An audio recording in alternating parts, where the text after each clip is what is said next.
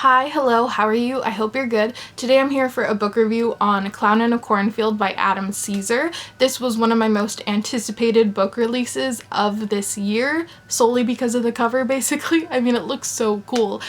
This is a young adult horror slasher, and it's about clowns, killer clowns. So I was right on board, sign me up. I'm terrified of clowns. I've been scared of clowns since as long as I can remember, but honestly, I love it. I love anything spooky, so I was so excited for this. I recently got a copy from my library and I was able to read it, so I wanted to review it for you guys today. But before I get into the story itself, let's talk a little bit about the author.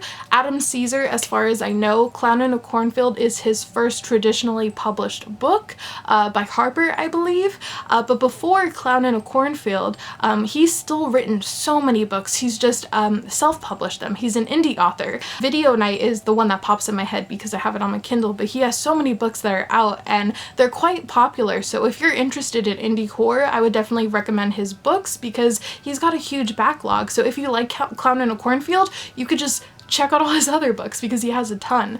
I think it's really great that he was able to get Clown in a Cornfield traditionally published, and I'm curious to see where Adam goes from here on if he's going to be traditionally published from here or if he will also self-publish still, like be a hybrid author. So I'm just curious, but also really excited for what's to come from this author because I'm definitely interested in reading more from his work. So that being said, let's talk about Clown in a Cornfield.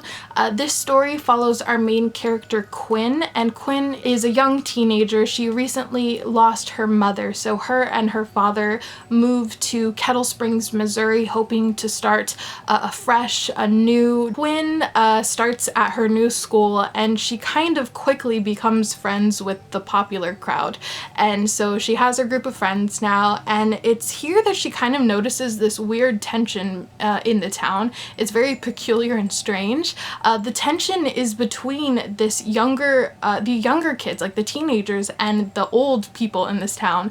They're very divided, so divided, just strangely divided. It's just strange. You can tell that that's going to be really weighed heavily in the story. Later on, Quinn and her friends end up going to this party in these cornfields in the middle of nowhere with a bunch of kids, and it's at this party they're having fun when a clown walks out of one of the cornfields, and it's the town's mascot is a clown, right? The person's in the costume, and he's got an arrow, and then he starts just shooting kids, killing kids, and it's like a massacre. Kids are running, they're yelling, they're fleeing. It's a whirlwind of a ride right after that, and this book is kind of basically unputdownable. You just have to read through this book to figure out what's happening, and it's just so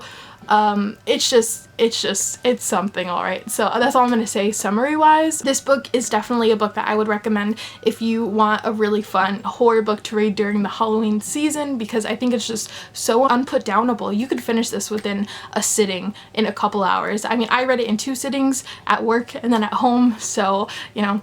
But anyway, I really want to talk a little bit about the pros and cons of this book though, because I do think that though this is a fun book, it does have its issues. So first I want to talk about the writing. The writing at times I enjoyed, but at other times, specifically the dialogue, I found to be a bit clunky. Some of the things that the teenagers said, of course, I just rolled my eyes, or some of the things that even the adults said, I just kind of rolled my eyes because it just kind of pulled me out of the story, and I had to think to myself, do people really talk this way, or is this book purposely just being really cheesy? I couldn't quite tell, because you could tell that this book is really playing on the fact that it's kind of pulling at being kind of like a retro, like 70s, 80s slasher, which if it's going for that, then I guess it's doing its job perfectly well, but at the same time, I just kind of, there were some parts that I kind of laughed at that pulled me out of the scariness. I just was like, are you serious? Did they just say that?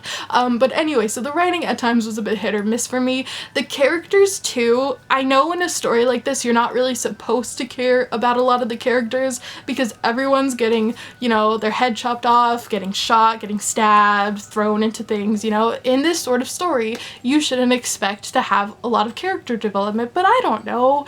I still want to root for someone, you know. I want to care about someone. I want to feel something. And so that being said, the characters were very I feel like we just didn't get enough time spent with them in order to care about them, because even at certain points I feel like we were supposed to care for them. There were certain things that happened to where you feel like you should have had some sort of emotional attachment to them, but I don't know. I did like our main character. She was someone you could root for, but some of the other characters were just, oh man, I did not like them. So I'm happy that they died, but still, you know?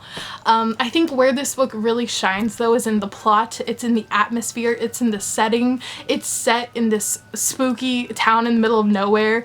You know, the old people are cuckoo bananas, and I love that. I love that this town is trying to stay back in time. It doesn't want to progress. It doesn't want to just accept the fact that the world moves on and they need to move along with it. These people in this town really want to stay shelled and just like away from everything, which is just not possible. Like, you need to just get on with the times. So I don't know. That's just my opinion. So I think that this book was a lot of fun. I love the fact that this is a young adult book, and yet this book does not hold back. The fact that this book, you know, there's a huge body count in this book, but this book gets really, really graphic. You know, when someone dies, when they get shot or killed, like, this book is really descriptive.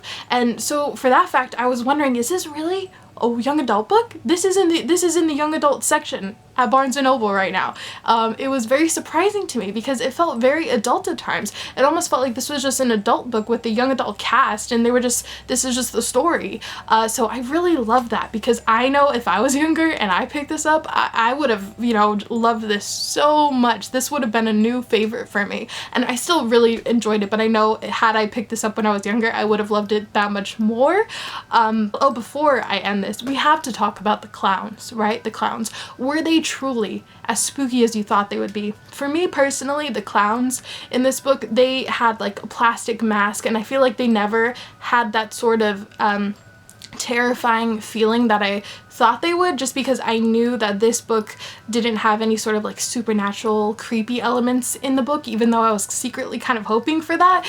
There are people underneath these masks, and they're just regular humans that are just really crazy, but still I felt the clowns, they weren't as descriptive as I felt they should be. They just didn't feel as creepy, but nonetheless it was still a fun book, and I think the clowns, you know, had their fair share of fun, and that's Clown in a Cornfield. I did enjoy it. Not my favorite, but I think if you are looking for a fun Halloween read, you would really, really enjoy this, so I do recommend it for Halloween. But yeah, I think that's all I really have to say for this review.